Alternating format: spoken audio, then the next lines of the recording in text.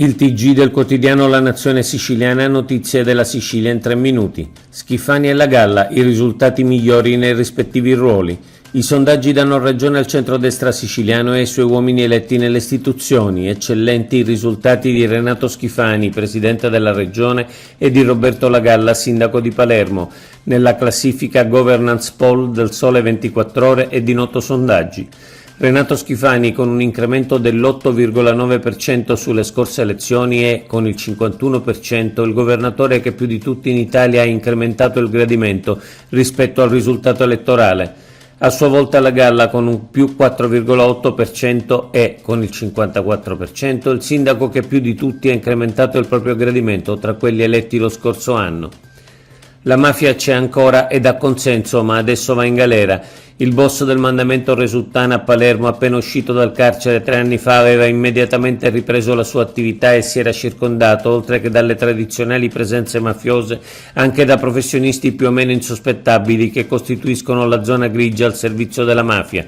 Un notaio, un commercialista e vari imprenditori, ma il controllo delle forze dell'ordine non parte più da zero e ieri l'intero clan, controllato fin dall'inizio dalla DDA e dalla mobile di Palermo, è finito in carcere. Quella sinistra che vuole dividere l'antimafia. È di ieri la notizia che parte della sinistra e dell'estrema sinistra palermitana ha indetto un corteo alternativo per il 19 luglio, anniversario della strage di Via D'Amelio, nella quale morirono Borsellino e la sua scorta. Continua il tentativo di dividere l'antimafia, di dare un'impronta di sinistra alla lotta alla mafia. Sembra la seconda puntata dell'antimafia di facciata, quando alcuni esponenti della sinistra pretendevano di decidere con effetti tragici e spesso per interesse chi fossero i buoni e chi i cattivi. In Sicilia metà degli incendi avvenuti in Italia. Secondo il rapporto dell'ISPRA, Istituto Protezione e Ricerca Ambientale, in Italia nel 2022 sono andati a fuoco 68.500 ettari, di cui il 38% nelle aree protette.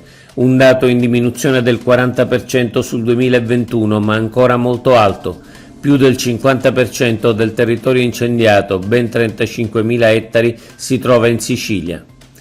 Acquisto bus ecologici, anticipazioni alle imprese.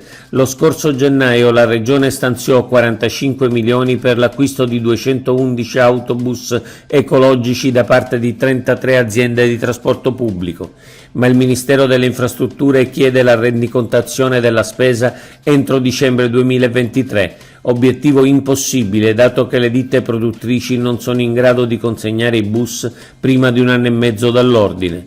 Per superare l'impasse, su proposta dell'assessore alle infrastrutture Alessandro Aricò, la Giunta ha approvato l'anticipazione dietro fideiussione del contributo all'atto dell'ordinazione dei nuovi bus, così da poter anticipare anche le operazioni di rendicontazione. La fantasia che batte la burocrazia.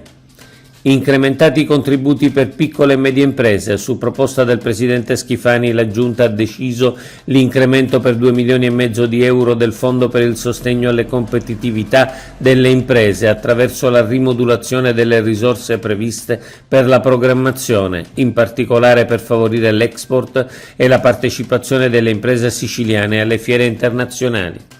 Oggi è tutto. Per l'informazione della Nazione Siciliana, notizie.sicilia. Approfondisci su www.lanazionesiciliana.eu.